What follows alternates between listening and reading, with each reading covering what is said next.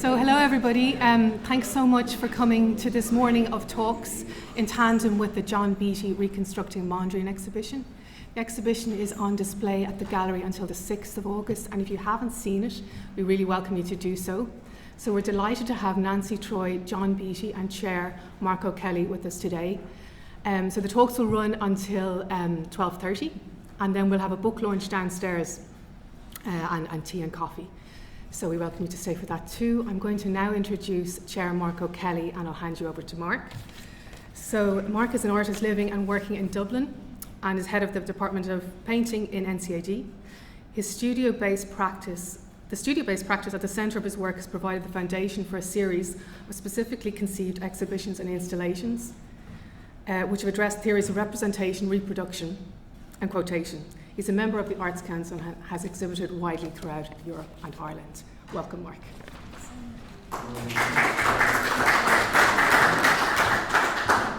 I use this. Good morning, everybody, and thank you very much, Cleo. And I'd like to thank John and Nancy this morning for putting together a really very intriguing kind of two-hander here in terms of approaching the work of Mondrian, and more importantly, I suppose, approaching what is becoming in the world a much more complex set of equations in terms of the way in which art and culture interrelate across all sorts of different interfaces in terms of photography and fashion and film and the mediation, I suppose, of lives of artists, and in particular the way in which modernism and the legacy of artistic cultures of the 20th century really underpin at a very deep, unconscious and subliminal level the lives we live in the 20th century. So I'm really intrigued at this, and to introduce Nancy, I must say that some years ago I bought her book Couture Culture, and it was one of the most fascinating and innovative reads I had at that time in terms of rethinking the relationship between couture culture and modernism, in particular issues of copyright and ownership and authorship, and really began to expand my thinking in terms of the normative boundaries and issues of institutional critique that surround practices of modernism. So today, this morning here in the Hugh Lane, having John's work downstairs, running in this very continuous kind of meditative way, in proximity to the Sean Scully Gallery and also the Francis Bacon room. It's quite intriguing and amazing to have this morning here with Nancy in particular, to expand this dialogue even further into other aspects of modernism, art and design. So really look forward to the discussion later. Thanks so much. So now I'd like to introduce Nancy J.Troy, and thanks so much for coming to speak with us this morning, Nancy.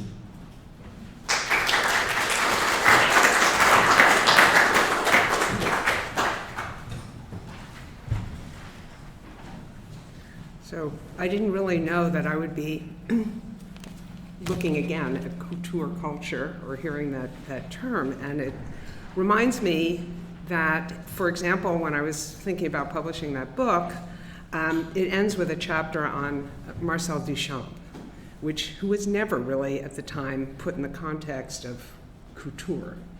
And because I didn't put it in the title, I think it was completely lost. So I'm just saying this because there is a lot that I am not going to talk about. There is a lot that this title could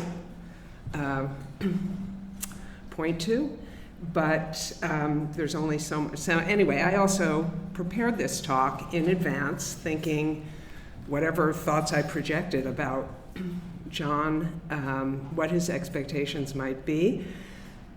Because we had never met, but we corresponded, and as I told him when I did meet him last night, really this provoked a whole sort of new way of thinking for me, going back to Mondrian's studio, its reconstruction, and so on. And one weird factoid is that when I was writing my dissertation, which I got, was accepted, and the PhD awarded in 1979, so that was a really long time ago, I wrote an article about Mondrian's studio. So I feel like this is a continuous, one of the great things is that the work continues to provoke new thoughts by artists, by historians, and so on. So it's an incredible pleasure to come back and think about it, and actually to think, well, what could I do that might be different? So this may be a little different than John had in mind when he initially got in touch with me. And I'm going to read the talk because I did ask him, should I read this? Should it be a little, it's a little weird to read something for a small audience, but I'm going to read it so that maybe I stay on point, and I look forward really to talking about it afterwards. So I originally planned to speak today about Mondrian's studio, prompted by the reconstruction that's at the heart of the present exhibition. But as you may imagine, there is a significant literature about Mondrian's studio, and several exhibitions have already been devoted to that subject. The catalog of one of those, organized in 2014, includes important historical texts as well as newly commissioned scholarly treatments of the topic. Moreover, the present exhibition has its own very insightful publication, inaugurated today, or launched, I guess, after this event, which explores not only Mondrian's studio, but John Beattie's powerful engagement with it.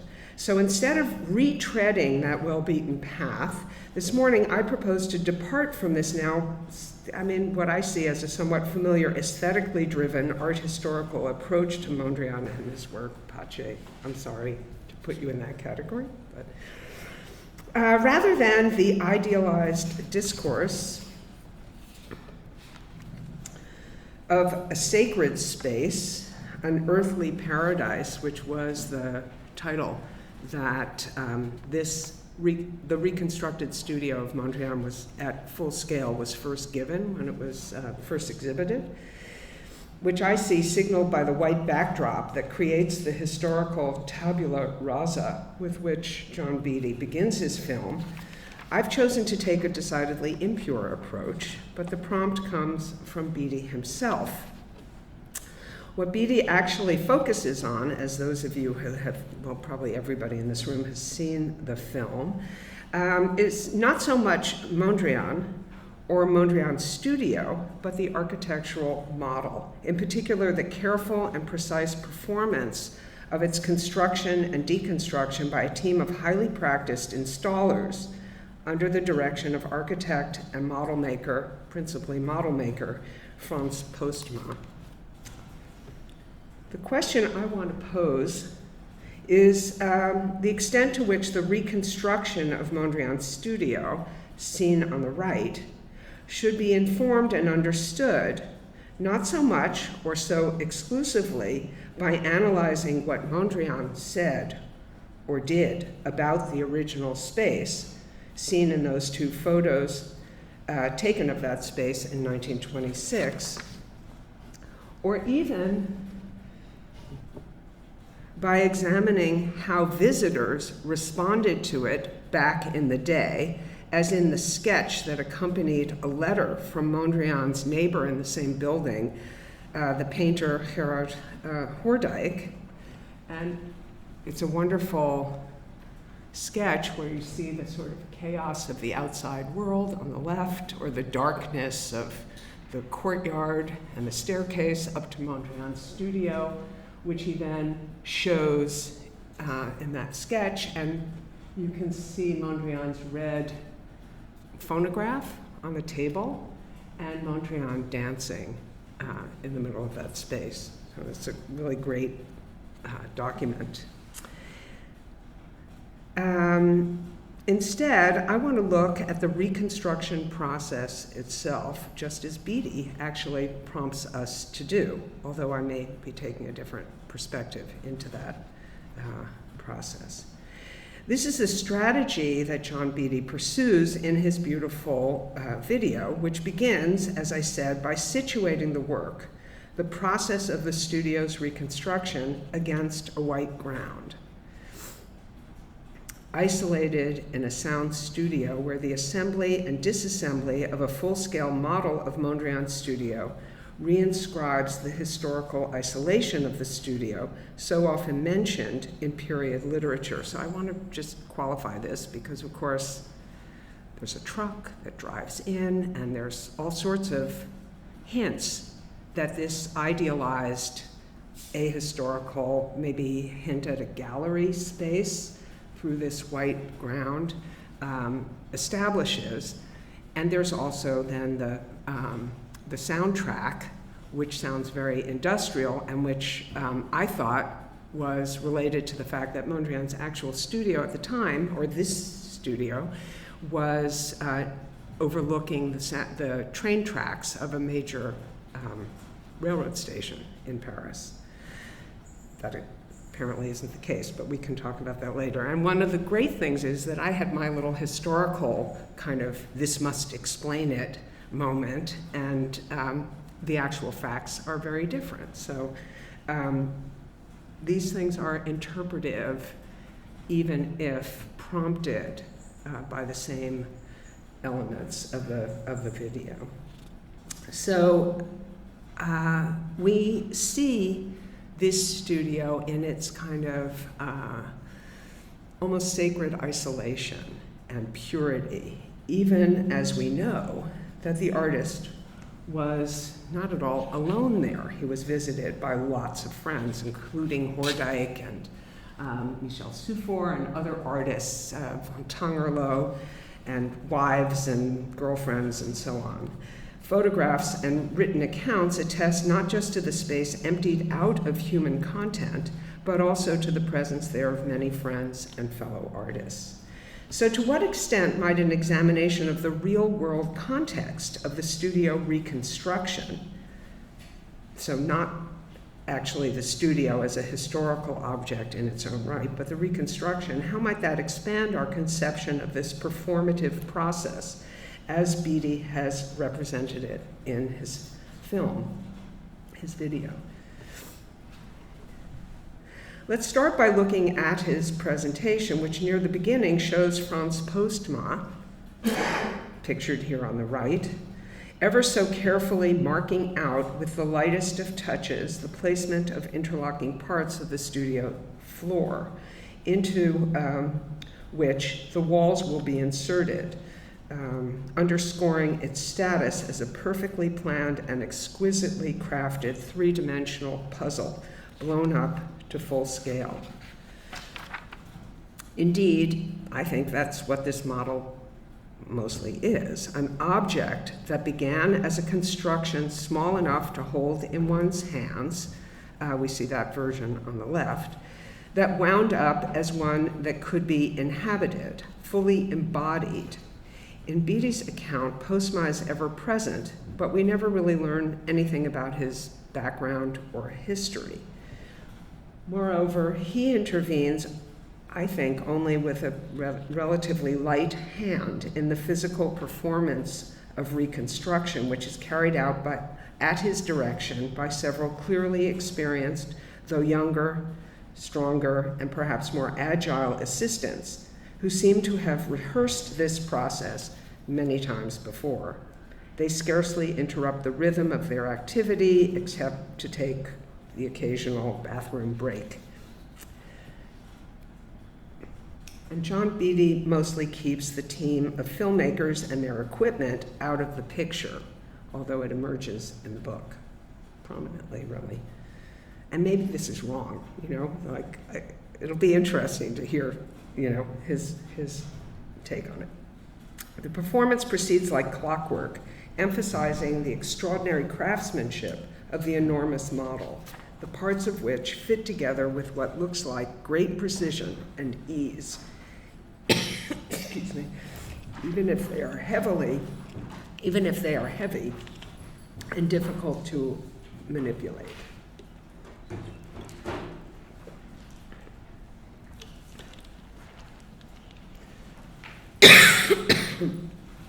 In the view presented by Beattie, Postma is the brains of the operation. But who is he?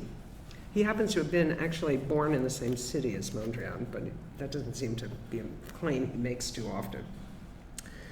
By the mid-1990s, when he built the studio at full scale for the first time, Postma had a long history of model making behind him, having taught this skill to architecture students at the Technical University in Delft for more than 20 years.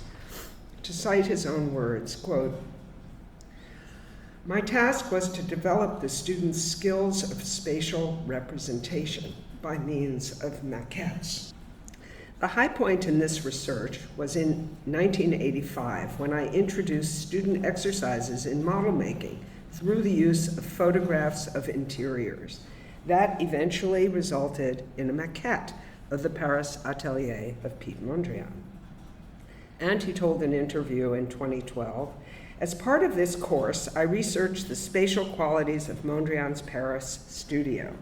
Based on 4 well-known photographs, I made a scale model at 1 to 20 for research, then at a scale of 1 to 10 for exhibition, and finally, I think once he had put the money together and so on, he realized the studio full size." Postma was, however, hardly unique in making such models to reconstruct destroyed, lost, or unbuilt examples of Dutch modernist architecture and interiors. Museums were initially at the forefront of this increasingly widespread activity. In 1964, for example, the Van Abbe Museum in Eindhoven, under the direction of Jean Leering, commissioned a full-color reconstruction of Mondrian's model for the set of a play by his friend Michel Sufor. The original backdrops can be seen in these 3 photos by André Kertész. And the maquette is also included in Kertész's record of the studio in a black and white photo dating from 1926.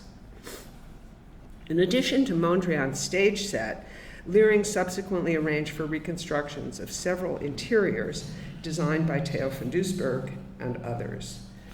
For example, one, I think, fairly widely exhibited interior that he reconstructed was by El Lissitzky, whose Prawn Room was rebuilt at full scale in 1965.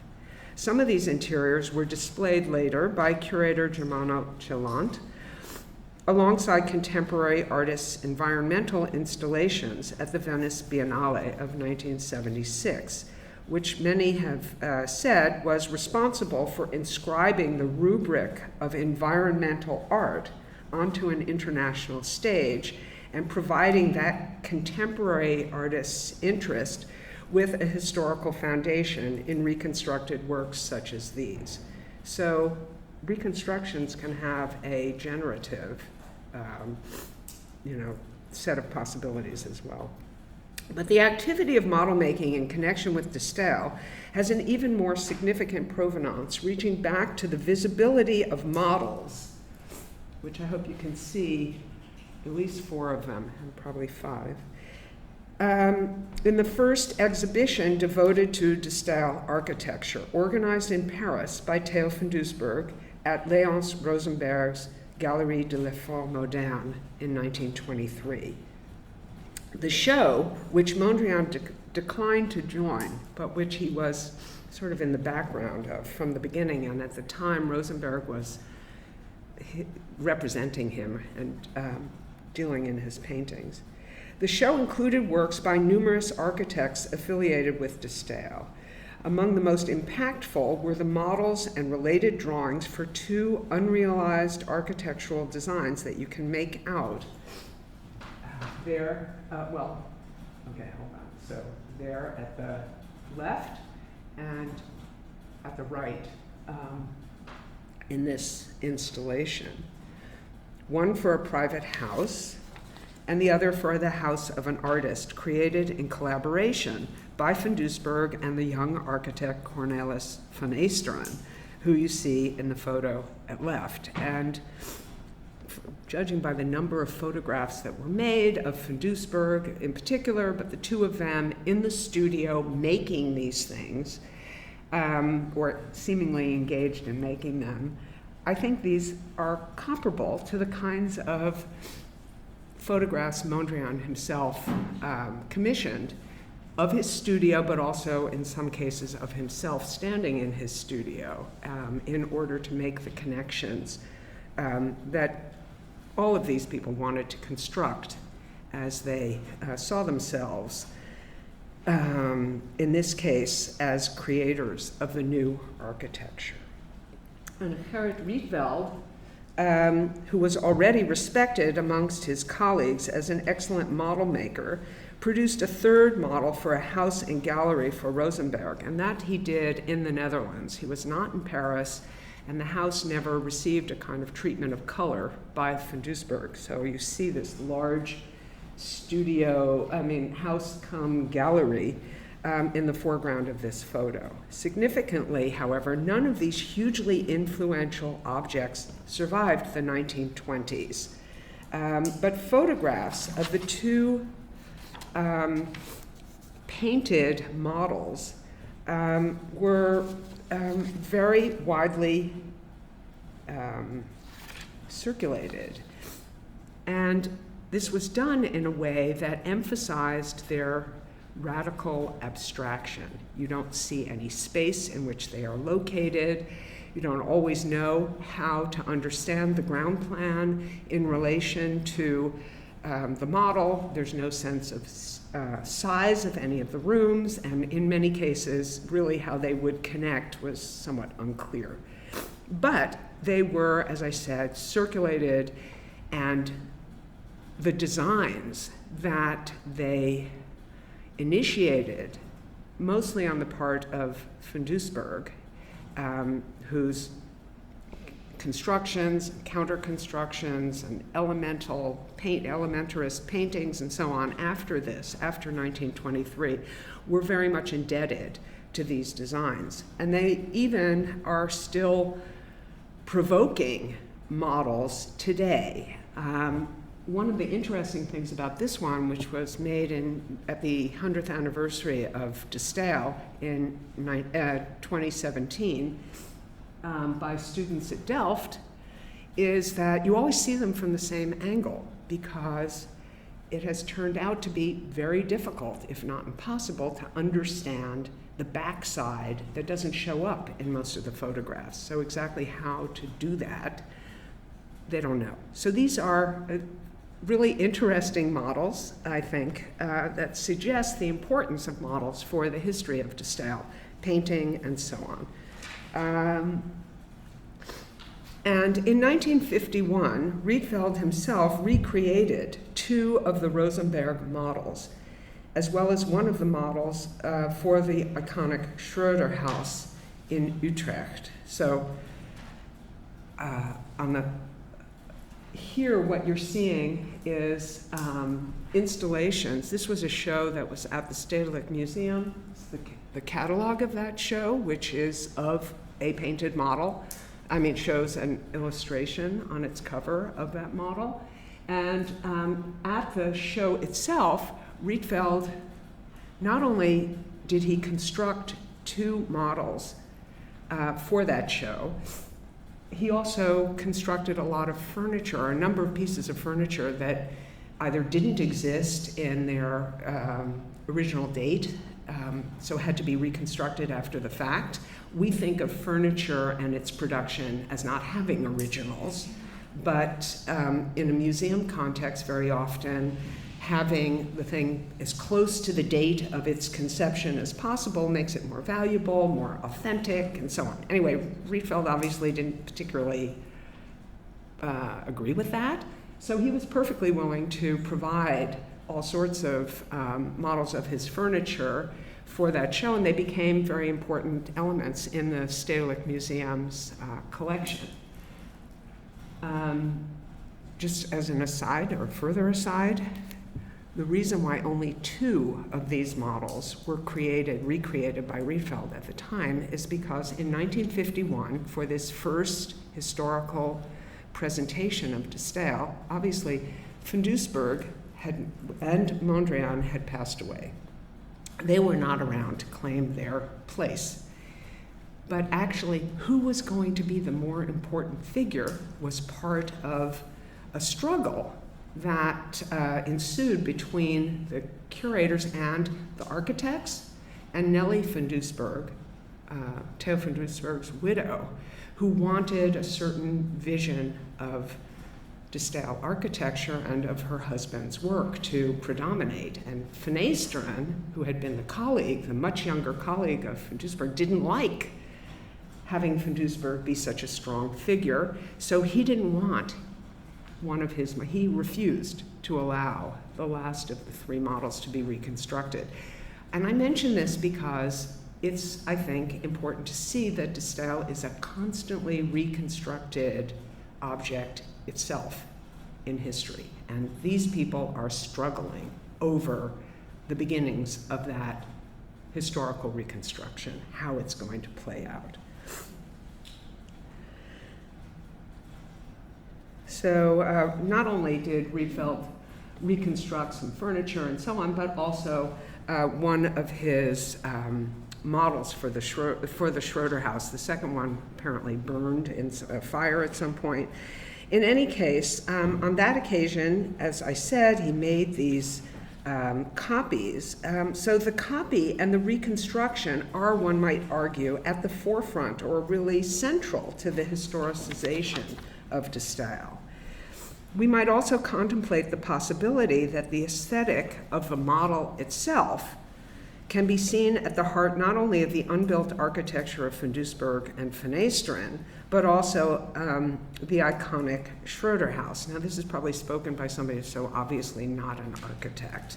There's a lot to be said about the architecture of this structure, but as I was thinking about the reconstruction of Mondrian's studio and the walls and their changeability and movability, apparent movability, it made me think of the upstairs of the Schroeder house, which many of you may know, some of you may have visited, is a space that was conceived as an open space for which all the walls could slide open and closed and make configurations that the family wanted to use in their daily life. So it's a kind of model of a full-blown, I'm arguing, suggesting, it's probably totally specious as architecture, but nevertheless, I'm interested in the idea that this kind of model may be at the heart of some of our iconic structures of the 20th century.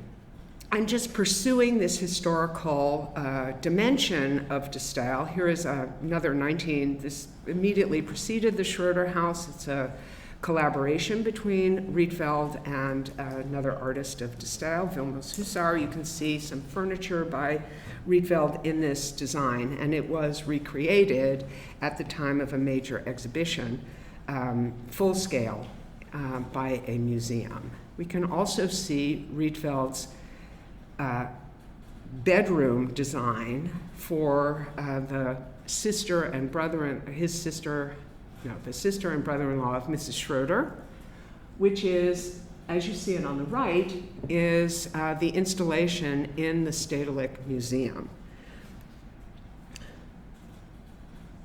So it's not only the Schroeder house, which actually is, of course, a preserved reconstruction, I think hybrid, and in a sense, but also to this bedroom, which 45 years later was moved in all its detail to be reconstructed in Amsterdam's Stedelijk Museum. So it has 15 identifiable pieces of furniture, but it has altogether about 70 plus elements to it.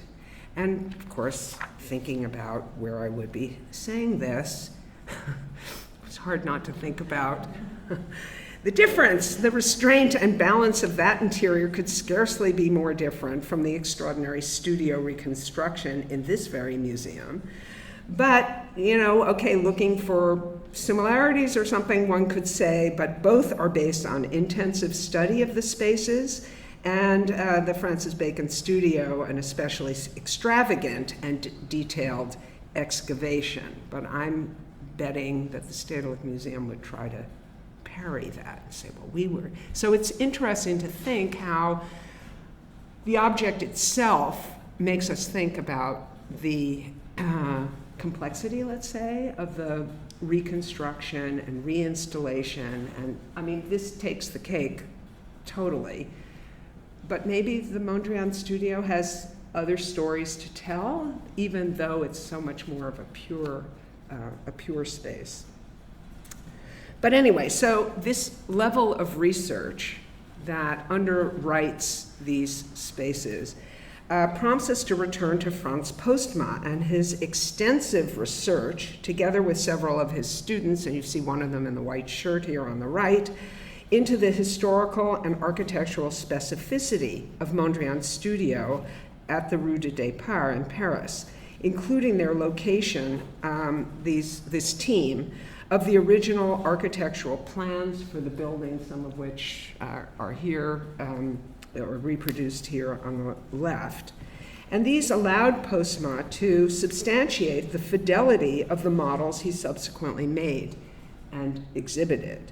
That's true also of the team's research into the colors of objects in the studio, which was no less innovative, based as it was on artist Monique Sutorp's analysis of the colors of the Tate's painting, which is kind of reproduced in the studio reconstruction here, which had to be interpreted through the particular character of the black and white film that had been used in 1926. So this relationship that John is interested in very clearly in the photographs that he made for this exhibition relates very much to the kind of historical research and the importance of the recreation of Mondrian's studio, because for the first time it really brought a historically grounded approach to what the colors of the original were.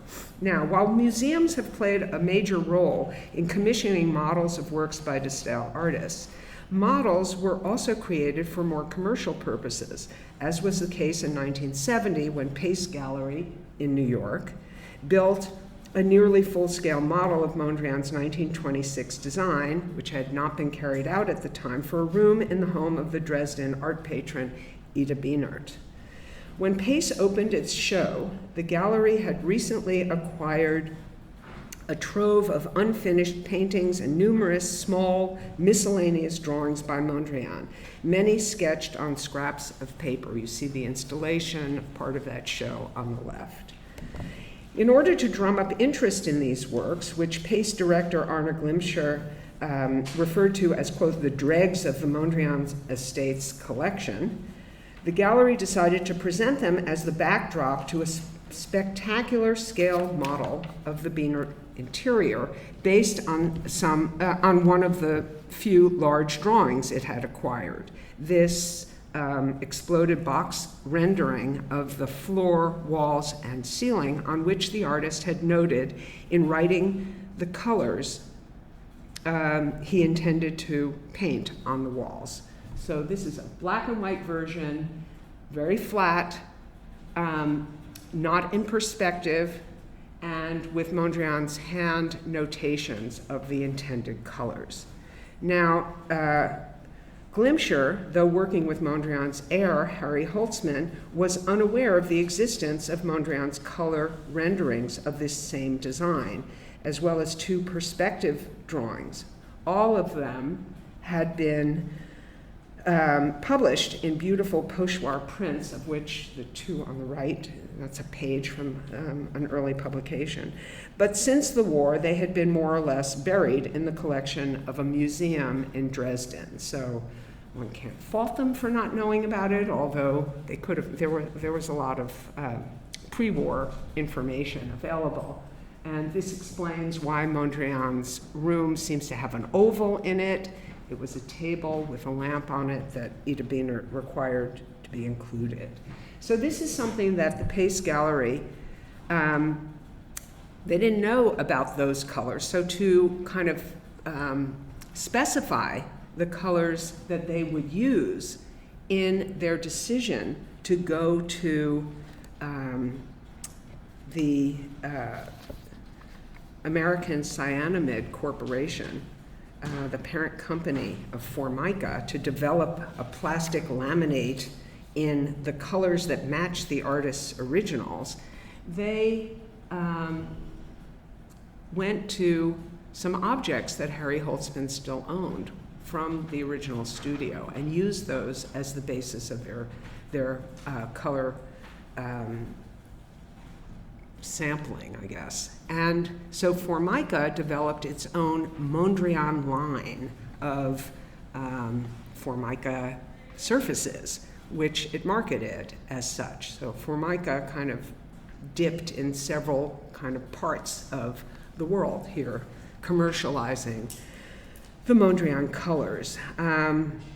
Even as the Pace interior was lambasted by art critics for exuding a camp sensibility that brought it too close to the kinds of suburban kitchens and motel bathroom interiors where Formica was typically found, at the same time, there were pop artists who were using Formica.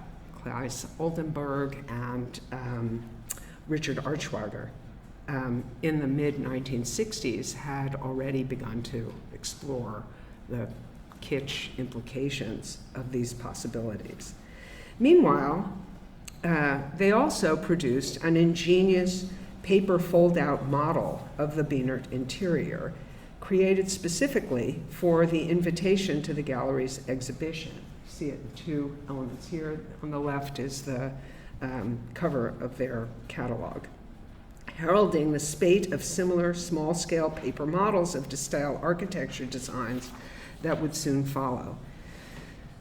So, as we've already seen, Rietveld was not averse to making copies of his early furniture prototypes, and after his death in 1972, his heirs arranged with the Italian design firm Cascina for several of his canonical models, which only became more canonical through this popularization process.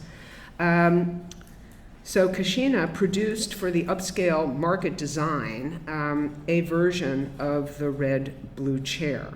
And 11 years later, the family approved production of a more financially accessible, popular kind, kits for the construction in cardboard of his world-famous red-blue chair.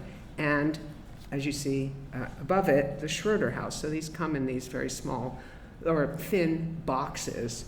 And the following year, in 1984, by which time Van Eesteren, had become an extremely established architect and city designer in Holland and wasn't worried about the problems of his relationship to Van Doesburg in history, he granted permission for a similar commercially available cardboard kit to reproduce one of the three models on which he and Van Doesburg had collaborated in 1923. There were a slew of other do-it-yourself cutout models of buildings, as you see here, by Oud, Rob van het Hoof, and others that followed. These were no doubt prompted by the dramatic rise of interest in de Stijl architecture and the scale model of de Stijl interiors that accompanied the exhibition organized by the Walker Art Center in Minneapolis in 1982. The catalog cover is on the upper left, which prompted a number of reconstructions, both in Minneapolis and Washington, D.C., where the show was mounted in the United States, and where it was later shown in two venues in Holland. So you see a couple of the reconstructions of these spaces that were made as a result of that exhibition and shown in that exhibition. So many of the kits contained printed texts by recognized scholars that describe the historical backgrounds against which the original buildings, those that were built and those that remained unbuilt, had been developed in the 1920s. Thus, informed by scholarship on de Stijl, generated in the 1980s and sanctioned by various museums, that scholarship was not divorced from the simultaneous workings of commodification, but was instead, on occasion, marshaled to support that very process. And perhaps you won't be surprised to learn that Postma, too, participated in this trend, creating a kit for enthusiasts to create their own paper cutout of Mondrian's studio. I don't think it would look quite as good as his model, but that was the idea. Art history and popular culture, therefore, thus, do not operate on independent tracks. They were both engaged in mutually supportive interactive processes. There's no tabula rasa creating an ivory tower before which works of art operate. So one wonders even if the full-scale model, when it was shown, for example, in Liverpool, which is, I think, where this photo comes from, Postma imagines that you walk into the model and you stand where the photographer stood that he used of the three principal photographs that he used to figure out this design. And at a certain point where you are standing, he believes all of Mondrian's kind of ambitions for architecture, color and architecture and space kind of fall into place, and we understand Mondrian's ambitions for architecture, and this in a certain way argues for his whole project of dedicating himself to this. But we can also see this project against the backdrop of the historical scale models that resulted from the enthusiasm, for example, of English travelers who joined the Grand Tour in the 18th and 19th centuries, building collections of models that were created to sate the collecting and entertainment appetite of those tourists. So we can see this today if you go online and you search something like architecture models, and very quickly you come up with these kits like this one for Frank Lloyd Wright's Guggenheim Museum. And there are lots and lots of these, but I stuck with this one. They're easy to build, they're unique gifts, and we have the step-by-step instructions, but if you don't want to make it yourself, you can order one that is made, and it can be already put under plexi, so you can put it on your shelf. In other words, this has a life in a separate lane, a different lane, but I think we can see certain ways in which these lanes converge, the ones that Postma was following, and these very kind of much more commercial, and so on. So I have a few more remarks to make. Am I already over time? No. Okay. So this comes from a publication that accompanied, as a couple of things I've already shown to as well, but the book that Postma wrote about, which is a small book, but nevertheless packed with information about his reconstruction of Mondrian's studio, maybe wasn't ready yet or not completed at the time that he first showed this studio, which he did on the occasion of the Mondrian year that marked the series of exhibitions both in Holland and later at the Museum of Modern Art in the US, and I think the National Gallery maybe also. Yeah. Am I right about that? I'm not sure, but yeah, I think so. In any case, a major effort in the Netherlands to support the anniversary of Mondrian's death, the 50th anniversary, so in the mid-1990s. He died in 1944. So Postma's reconstruction, as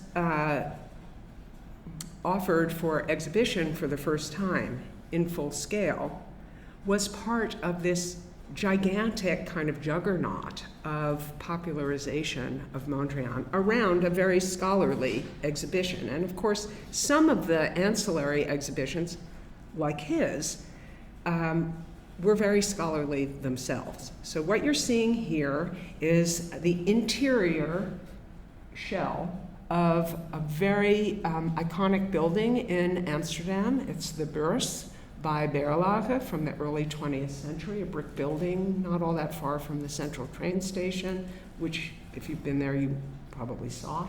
And today it hosts exhibitions and things like that. And so you're seeing how that was placed. And on the right shows you how the ambitions of this placement of Mondrian's studio at the center of de Stijl architectural exhibitions that surround it in these smaller spaces. And you probably can't read these names, but there were slide shows and presentations and interviews, and also a lot of historical material, some of which Postma and his team had found for the first time. And these were exhibited to support the exhibition of the reconstructed studio, as well as to argue for Mondrian's place in de Stijl architecture as distinct and important in relation to those of de Stijl architects themselves, which surrounded this installation. So I'm just pointing out a few. So these are pages from this not yet bound booklet, I guess, or collection of pages that was published at the time. It describes the reconstruction.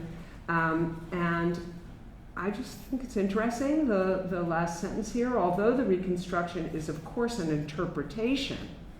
And that's really interesting because there's so much historical emphasis on the factuality of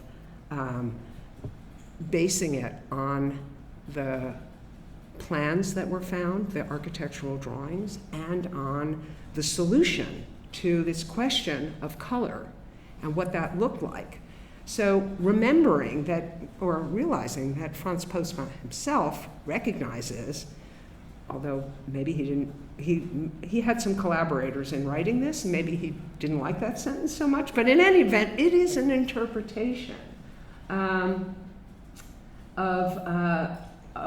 the studio. So that's one thing I wanted to point out, but I also just wanted to say, so the section on Mondrian contains other reconstructions. So you could have seen, I never saw this exhibition, to my regret. It contains, various size models of Mondrian's studio, of these other spaces, and so on. So Postma had already dedicated a gigantic amount of energy to exploring how to make and show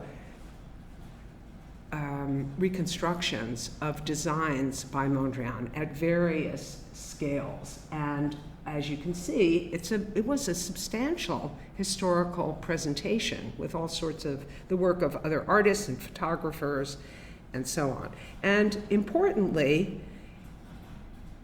as we mentioned, but I'm not going to speak for John, but it was obvious that this color, the opportunity to experience this space in color for the first time, or authentic color, was extremely important and historically driven, because the artist who did it had to kind of mediate with a number of different ways to understand the difference between whatever we can do with black and white film today and what was available in the 1920s. So that was an important element. I'm now completely out of, okay.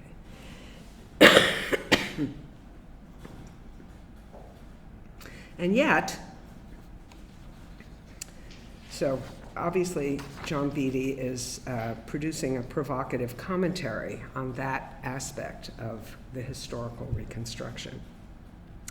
And yet, when Postma's studio model was exhibited at full scale for the first time, on the eve of the opening of this, major Mondrian year, which was itself a kind of meeting place between scholarship, curatorship of the echt, the real Mondrian in the museum in The Hague, the Art Museum, but all around it were these other exhibitions and popularizations of Mondrian.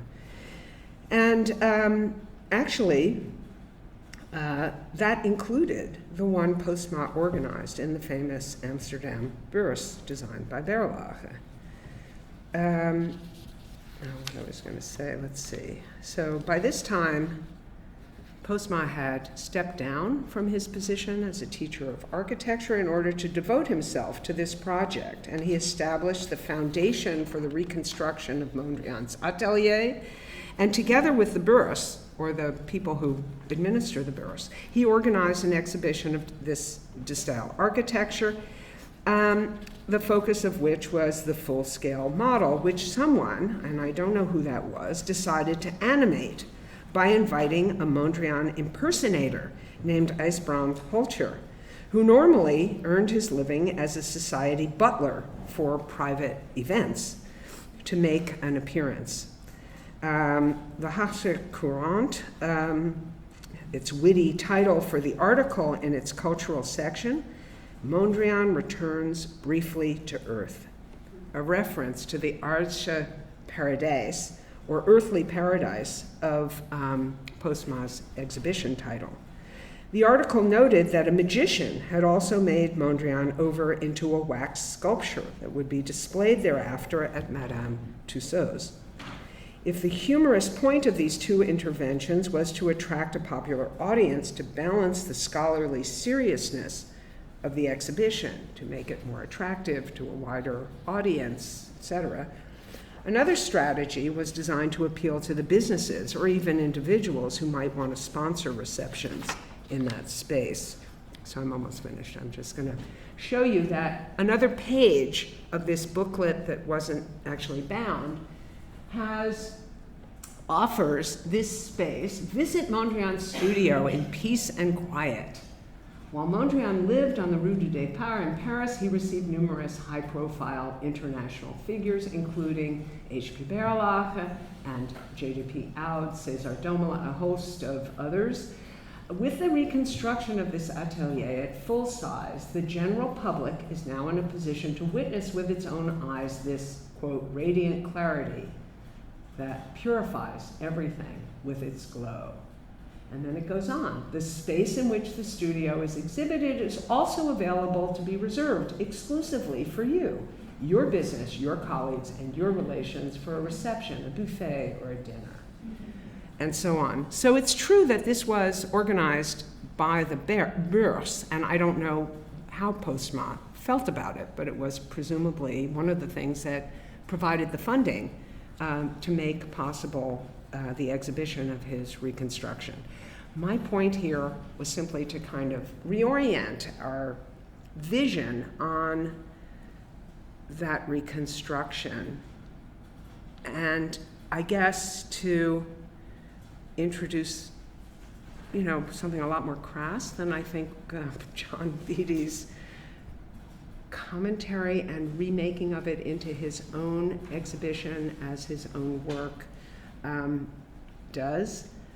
And so that's my where I wanted to leave it. And I think you could say many more things about other Mondrian studios, the one in New York and the furniture he made for it and so on, along these lines. But today I wanted just to suggest that the model itself has a trajectory that we haven't, I think, incorporated sufficiently.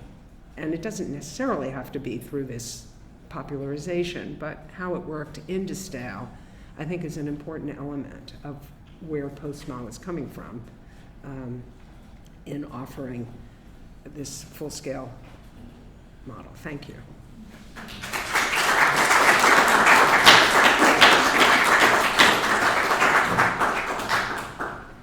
Thanks so much, Nancy. That was really incredible to begin to understand little things, little details, nuances, and things that are often considered kind of ephemeral are ancillary to the idea of the one-to-one or the main event.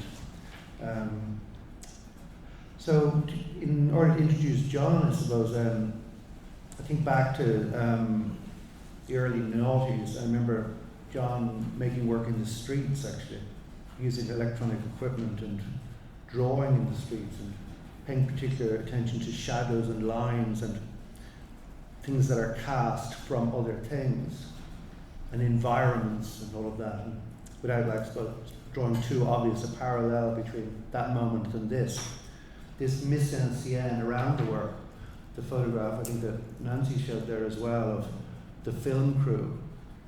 They don't become visible in the work itself suppose it makes me think a little bit about that and about this opportunity we have in situations like this today as well. I suppose to think about the grand mise en scène, or the behind the scenes, and and the emergence of a culture, I suppose, in which everything is subjected to a different kind of forensic analysis and building on, I suppose, certain principles that were also visited upon in the exhibition at the studio here in 2006.